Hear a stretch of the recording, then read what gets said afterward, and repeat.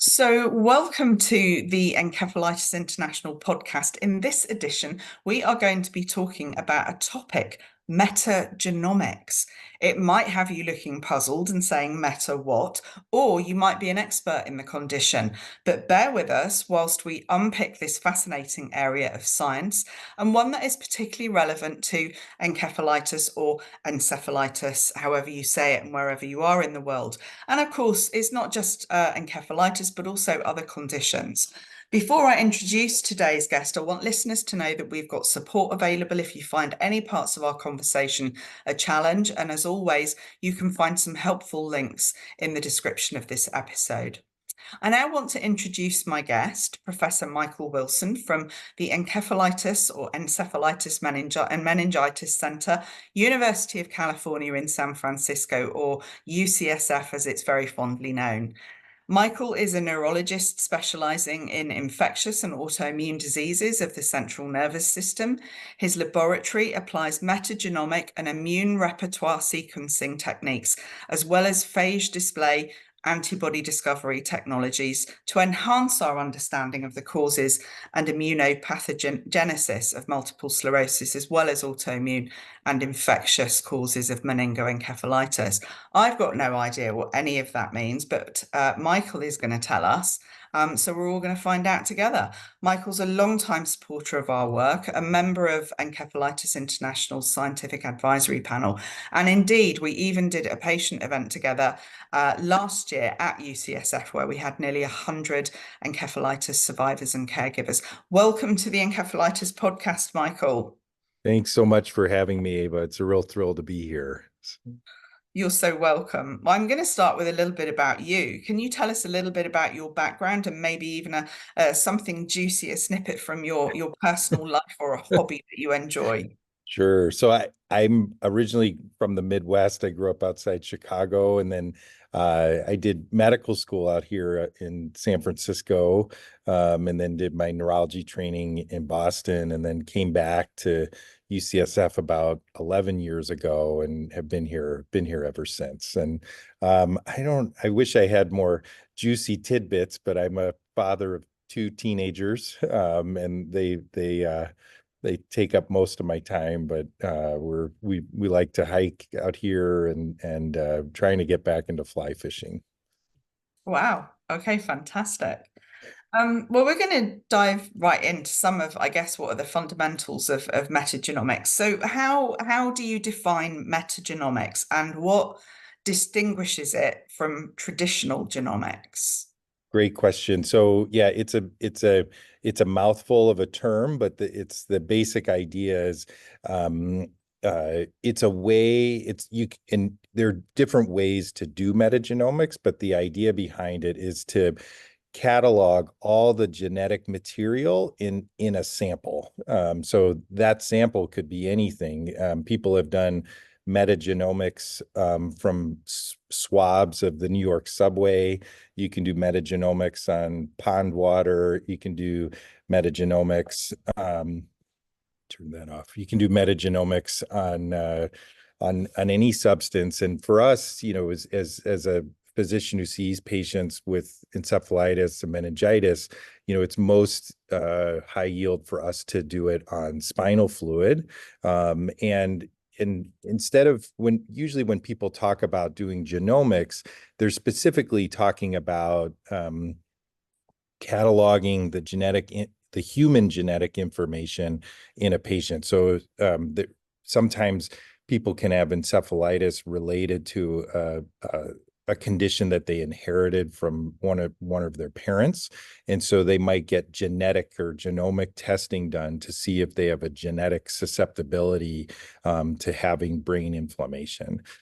In this case, we're going even broader than that. So we're using a technique to catalog all the genetic material, the DNA and the RNA in a spinal fluid sample, and without regard to where it came from. So we certainly will catalog human sequences because it's a human sample, but we use probes that are even broader than that, so that we can even catalog sequences that are not human. And in that way, we hope that metagenomics is a way to look really broadly for infectious causes of encephalitis, because we, as many listeners probably recognize, oftentimes, we don't have a diagnosis for patients. We know they have encephalitis because their brain is inflamed, based on the spinal fluid pattern and the MRI results.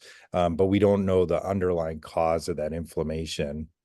And there's such a large variety of infections that can lead to that inflammation. It's hard to have to send off individual tests for each individual possible infection, whereas metagenomics is a way to, with a single test, to kind of look as broadly as possible for viruses, parasites, fungi, and bacteria all at once. Now, how long does it take to get the results of a metagenomics test? Great question. So, thankfully, it's gotten much faster over the years. So, if you were asking me this question, let's say 15 years ago, the answer would have been around 1 to 2 weeks. And the reason for that is, both it would take time to extract the genetic material from the spinal fluid, and then to prepare it in a way to go on a sequencing machine. And the sequencing machine would take a while.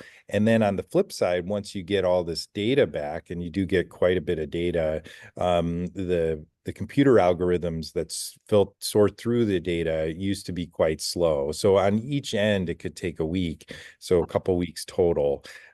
Nowadays, if you have adequate staffing in the lab, you can get a result back the same day or the next day. So again, the key is to have adequate staffing, but the technical limitations are not there anymore. That you can really, if you have kind of all the resources, you can turn these results around quite quickly, and that's super exciting because as we know, many of these conditions, if you're going to have a good chance at fixing someone, you really want to get the specific diagnosis quickly and start the appropriate treatment. So can you give us an example of something that a metagenomic test would tell us that a traditional method wouldn't, especially about in a case of encephalitis? Sure. So I think the kind of signal case, the index case that really told us about 10 years ago that this had real potential to help patients it was a young boy in Wisconsin who had a genetic cause of an immunodeficiency. So he was prone to getting unusual infections. And over a period of months, he had a progressively worsening meningoencephalitis to the point that he had become hospitalized for weeks, and he had even been put in a medically induced coma because the doctors were having a hard time controlling his seizures. And they had tested in the traditional way for every infection they could think of that he might be at risk for based on where he lived and what he'd been exposed to and the findings on his MRI.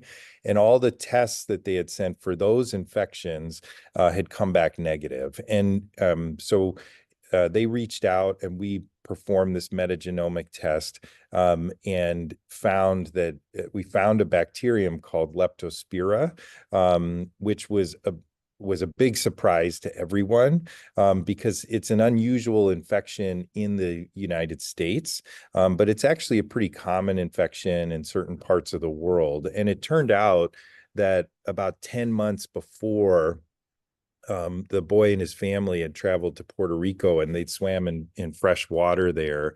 And that's a part of the world where it's endemic, and you usually can get it through exposure to fresh water that animals have been near. So then it all of a sudden it clicked and made sense. And thankfully, in his case, leptospira is actually a very treatable infection once you know what it is, so that someone has it. And so they were able to switch around his antibiotics, and he went from being very sick to getting better very quickly. It taught us a few lessons, that especially for these unusual infections that might be connected to travel, that's not close to when someone presents to the hospital, a type of infection that doctors in one part of the world are not used to seeing for one reason or another. Those are definitely cases where this type of test can be helpful, because instead of the doctor having to try and guess what could be the infection, you let the data tell you what's being seen there, and then you bring it back to the patient and say, does this make sense? Oh, that's amazing. So is metagenomics more or less effective for certain patient demographics? I mean, so for example, is it better in children in pediatric populations, or is it good right across the board? So it can be used in any type of situation. And there are, other researchers who are also looking at this type of technique, to test other body fluids like respiratory fluids, for folks with difficult to diagnose pneumonia, blood, to look for bloodstream infections, joint fluid, et cetera. So it can be, used broadly.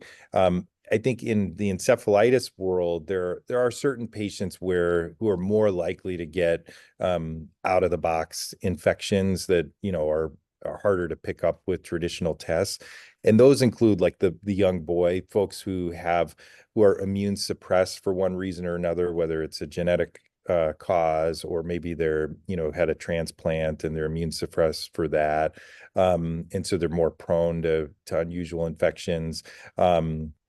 And then I think also the very young and the very old, those groups of patients are more likely to get harder to diagnose conditions. Again, it can be used broadly. I think one of the other big consideration with it is that it's a bit of a time sensitive test. So it's what we call a direct detection test, meaning the genetic material of that virus or that bacterium or the fungus, it needs to actually be present in the sample that's being tested, which sounds kind of obvious, but it's important to keep in mind, because some viruses like West Nile virus, they can cause encephalitis. It can make people quite sick for a long time. But the virus itself is only present in most people for a couple of days in the spinal fluid.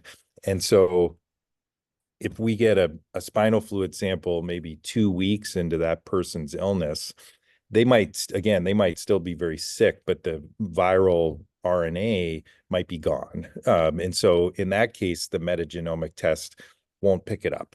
And so we want to make sure it's, we're testing the right patient, but also the sample that's timed appropriately too. Got it. So I was going to talk to you about kind of the speed and accuracy of metagenomics, but I think you've said quite a bit about that already, in that, if you've got the right people in the lab, then this is quite a quick diagnosis. But also particularly if the timing of the sample was appropriate, so that whatever the infection is there for you to be able to diagnose with it. So how accessible is metagenomic testing I'm going to talk about kind of low to middle income countries much later on, but let's just focus on the Western world for the moment. So how accessible is this type of testing? So I'm biased, but not enough. It's not accessible enough, I think, anywhere. It's becoming more accessible. So, at UCSF, the clinical lab here has developed a clinically validated version of this test, so doctors in the U.S. can send samples here for testing. But other institutions are in the making it available as well. There's a company that's offering it for blood. And so it's starting to become more available, but it's still not nearly at the scale that I think it could be, and to really help as many people as possible. So still early days.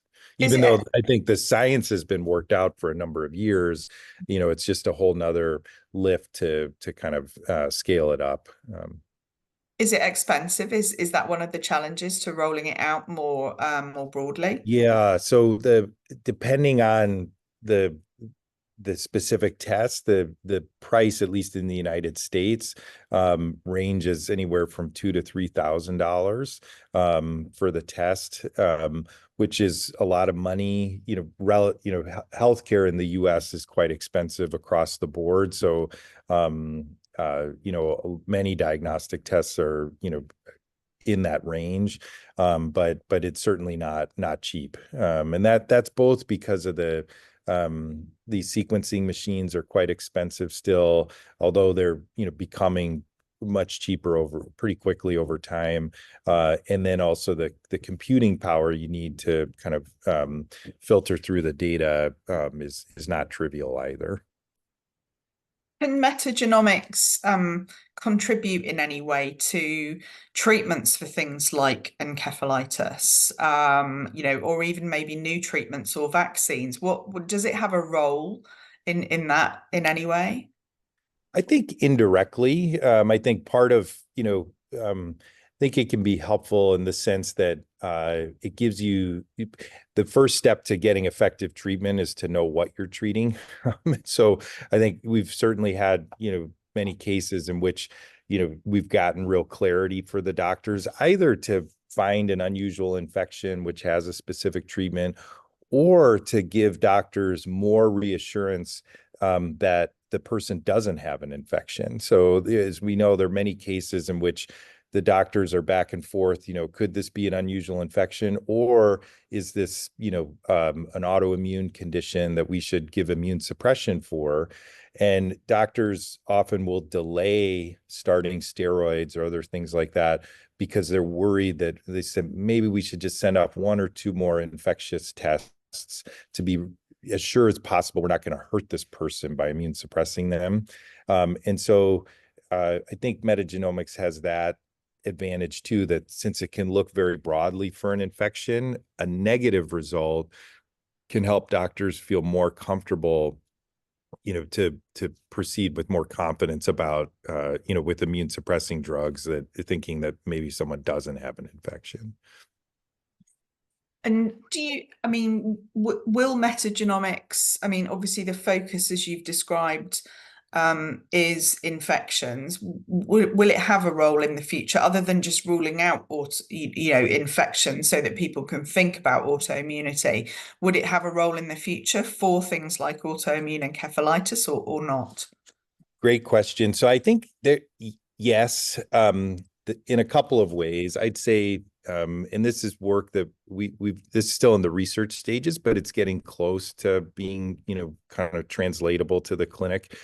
So, when we're looking, so I've mentioned before, with metagenomics, you're cataloging all the genetic material. So even though when we're looking for an infection, we really focus on the non-human sequences that are present in a sample, that doesn't mean we're still cataloging all the human sequences too. We just don't pay as much attention to them when we're trying to find an infection. But it turns out that those human sequences, specifically human RNA sequences, where you're looking at the expression of human genes, that they can give clues as to whether the underlying problem is infectious or autoimmune. The reason being that, if my body's fighting tuberculosis, the sets of genes that my body's going to turn on or turn off to fight TB are very different than the sets of genes that my body turns on and off to deal with NMDA encephalitis, for instance. And so we actually get information about the genes that are turned on or off in these spinal fluid samples. And so there's work that we and others are doing to kind of look for these gene expression signatures that come out of the metagenomic test that might help better categorize patients. So the dream, which again, I don't think is too far off, would, let's say we get a negative metagenomic test, so we don't find a genetic evidence of a bug. And then we can look at the gene expression, and we can say this person didn't have an infection identified, and the genes that are turned on or off are the same pattern that we see in NMDA encephalitis. So then we can give the doctor kind of extra reassurance that it's not just that we didn't find something, but it also really looks like an autoimmune condition. So I think that combining kind of bug detection and host profiling, I think that's a real path forward that we and some other groups are working on for sure. And are there any other future directions for metagenomics? What is the future more broadly, in the study and treatment of encephalitis, but more broadly for this technique? Are there any kind of associated emerging technologies or methodologies? Is there anything else exciting associated with this? Yeah, well, I think I'd say two things. The other thing I'd say is we do also get human DNA in addition to the human RNA, and sometimes we don't think about it that often or talk about it that often, but sometimes meningitis or encephalitis is actually, we find that the person actually has a malignancy or a tumor, and we've done some work to show that we can actually, with looking at the human DNA, sometimes get a clue of that from those sequences. So that's one other, I think, future direction. But just for metagenomics for infectious disease generally, I think the big push right now has to be and is on making it more accessible and cheaper. And fortunately, the sequencing platforms keep getting faster and cheaper. There are even, in your neck of the woods, there's a company called Oxford Nanopore that makes a sequencer that's the size of a flash drive, and they've shown that those can be used in far-flung parts of the world, and with little lab equipment required, and with so instead of a giant box that requires a fancy building and people to maintain it, these kind of portable, much smaller and cheaper sequencing platforms, I think, are going to make it much easier to do this type of testing, much more widely. Well, I mean, that was going to be one of my questions about whether metagenomics would ever be affordable enough to be used in low to middle income countries. What needs to happen? I mean, is that the only thing that needs to happen to make metagenomics translational to those countries? Yeah, that's a big part of it, is just, getting machines that require much less maintenance and that are, smaller and more affordable and more portable.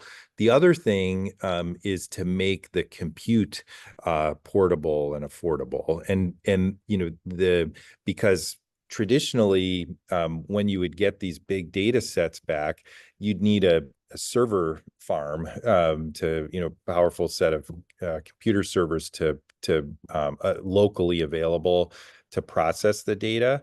But now with cloud computing, that's not required anymore. So my former mentor, Joe DeRisi, who's here, he runs an organization called the Chan Zuckerberg Biohub, which is a nonprofit next to UCSF, and they've actually made a cloud-based analysis tool for metagenomic data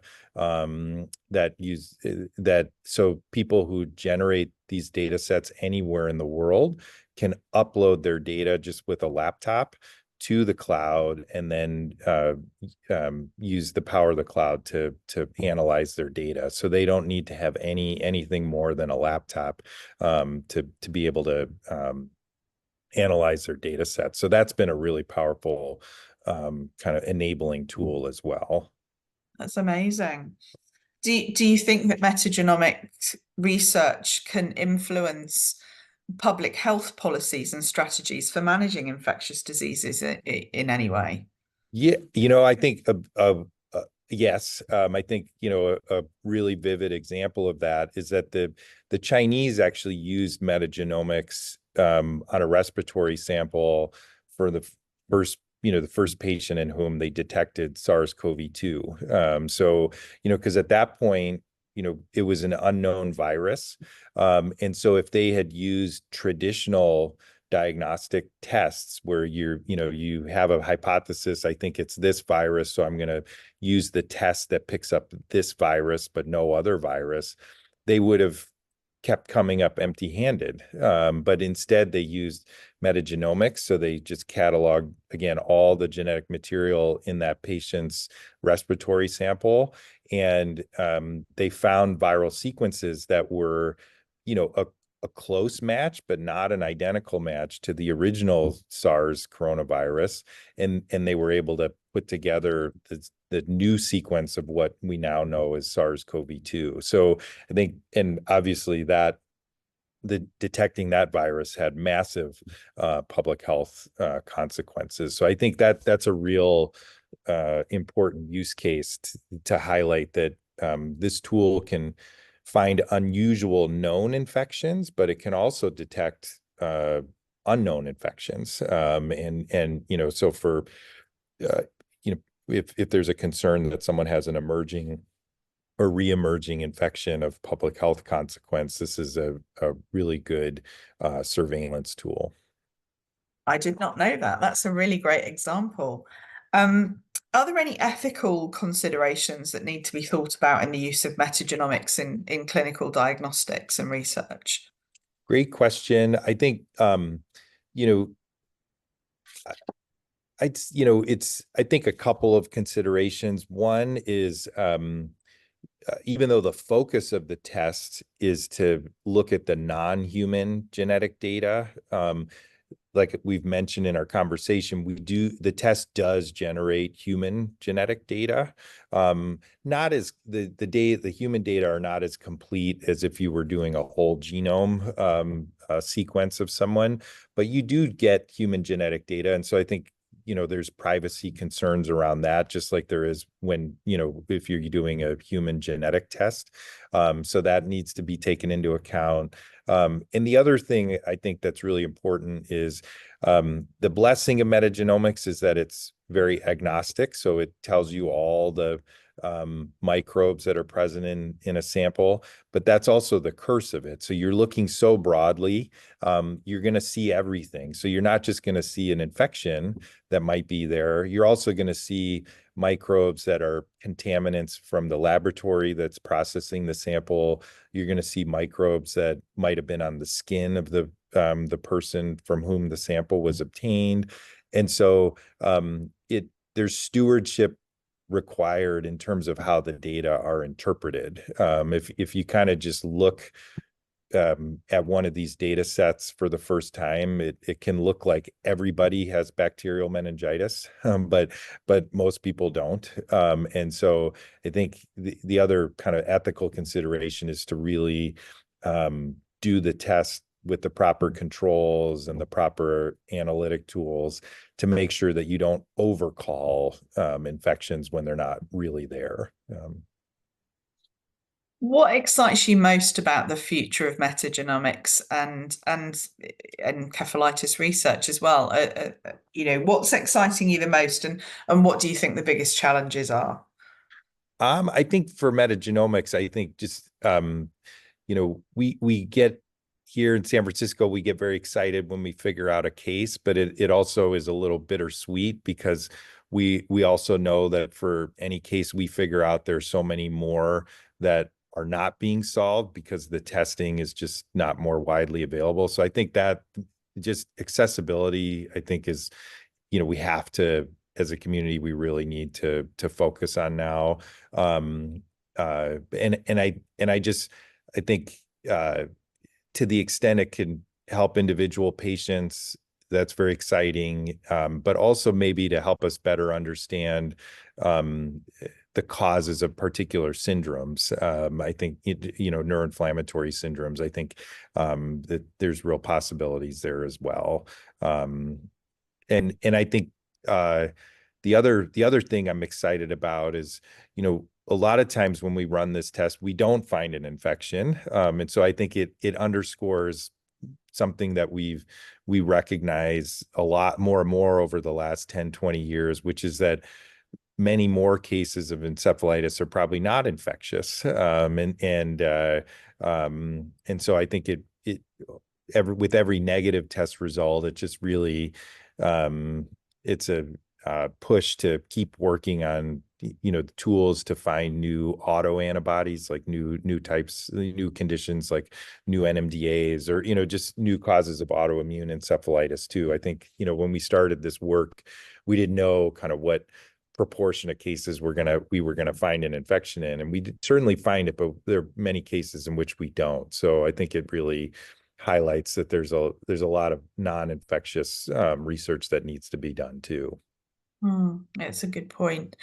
What are you currently working on, and can people go anywhere to find out more about your work and the work of the Metagenomics lab at UCSF? Sure. So there's I can provide a couple of links, but yeah, we have our website, for the UCSF Center for Encephalitis and Meningitis, which we try to keep updated with new papers and studies that we're doing. I have, my lab website and close collaborators here, Sam Pleasure and Joe DeRisi, and yeah, so happy to provide those links. Brilliant, thank you. And my final question to you before I close up is there anything that you want to tell me that I haven't asked you, or that you wished I'd asked you?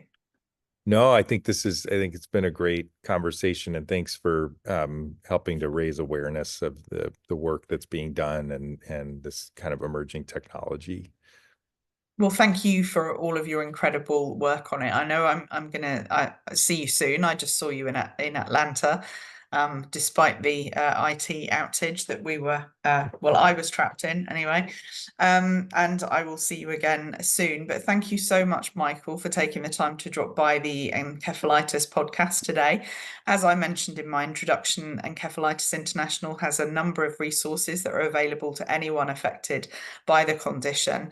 Our support team are a great resource, which I would highly recommend that you take advantage of if you need any help, or if you've got any questions, or someone that you need to just simply talk to. You can find all the information you need in the podcast description. As always, if you can support our work, we would be extremely grateful. Please visit encephalitis.info/donate. We are here to help you. Thank you all very much for listening.